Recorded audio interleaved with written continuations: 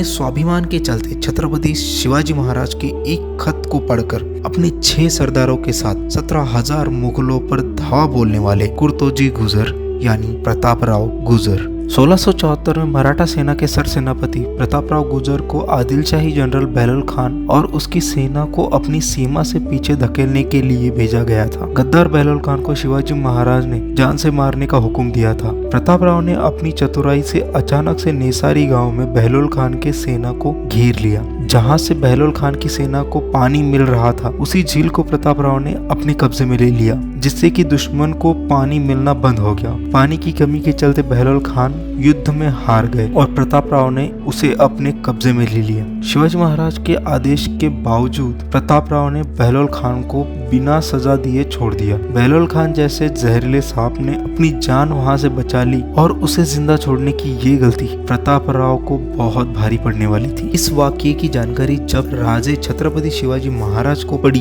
तब राजे क्रोधित हो उठे और गुस्से गुस्से में उन्होंने प्रतापराव गुजर को पत्र लिखवाया। किसको पूछकर तुमने बहलोल खान जैसे दुश्मन को जिंदा छोड़ दिया? जिस सांप का फन कुचलना चाहिए था, उसे तुमने जीवन दान दे दिया। तुमने जो किया उसकी माफी उनसे मांगो जिन बेचारों की जाने उस अधर्मी बहलोल खान ने ली है। अब जवाब उन्हें देना जिनका नरसंहार उस क्रूर बहलोल खान ने किया। इसका प्रायश्चित बस एक ही है, जब तक बहलोल खान को फिर से ना पकड़ लो तब तक मुझे अपनी शक्ल मत दिखाना, और जाओ तब तक हमारे सामने मत आना जब तक अपनी भूल ना सुधार लो। अपनी मुंह खाकर धूर्त बहलोल खान प्रतिशोध की आग में जल रहा था और अपनी सेना को फिर से कूच करने के लिए तैयार कर रहा था। उसी समय स्वाभिमानी प्रतापराव गुजर महाराज के लिखे गए उन तीखे शब्दों के घाव सह ना पाए और अपनी सारी सेना को छोड़कर बहलोल खान की तरफ निकल पड़े। आंखों में आंसू और एक ज्वाला जिसे शिवाजी महाराज की बोल आग दे रहे थे, चमकती हुई नंगी तलवारें और दुश्मन के बिल में घुसकर मारने के लिए ये सब काफी था। प्रतापराव अकेले नहीं थे, उनके साथ 6 वीर योद्धा अपनी जान हथेली पर लेकर निकले थे। मराठों की वीरता के किस्से लोगों ने बहुत सुने थे और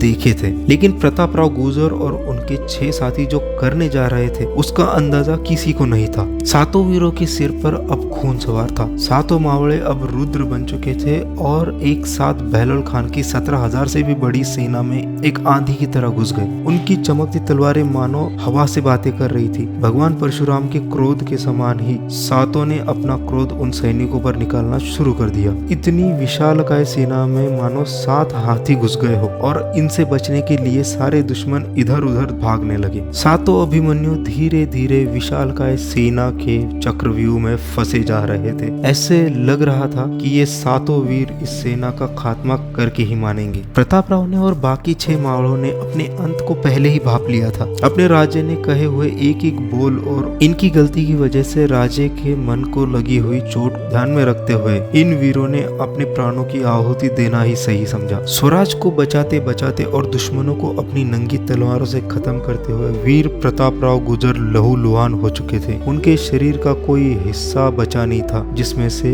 लहू निकल न रहा हो। कायरों ने उनको घेरे में लेकर उनकी जान ली। वीर योद्धा प्रतापराव गुजर, विसाजी बल्लाळ, दीपोजी राउतराव, विठल पिलाजी आट्रे, कृष्णाजी भास्कर, सिद्धि हिलाल और विठोजी, इन शेरों को उस दिन वीर गति प्राप्त हुई। जब ये खबर राजे को पता चली तब सबसे ज्यादा दुख राजे को ही हुआ, क्योंकि चाहे गुस्से में ही सही लेकिन वे अपने मावड़ों को कभी भी खोना नहीं चाहते थे। ऐसे वीर योद्धाओं के साथ नाता बनाए रखने के लिए महाराज ने अपने पुत्र राजा राम का विवाह प्रतापराव की पुत्री से करवा दिया और देखते ही देखते वे 7 वीर इतिहास में अमर हो गए। क्या आपको इसके पहले प्रतापराव गुजर और उनके साथ शहीद होने वाले 6 वीरों के बारे में पता था? हाँ या ना कमेंट कीजिए। वीडियो अच्छी लगी हो तो लाइक कीजिए और मेरे साथ ऐसे ही टॉपिक कवर करने के लिए चैनल को सब्सक्राइब करके बेल आइकॉन भी दबा दीजिए। चलिए मिलते हैं ऐसी ही एक और नई वीडियो में, तब तक के लिए बाय।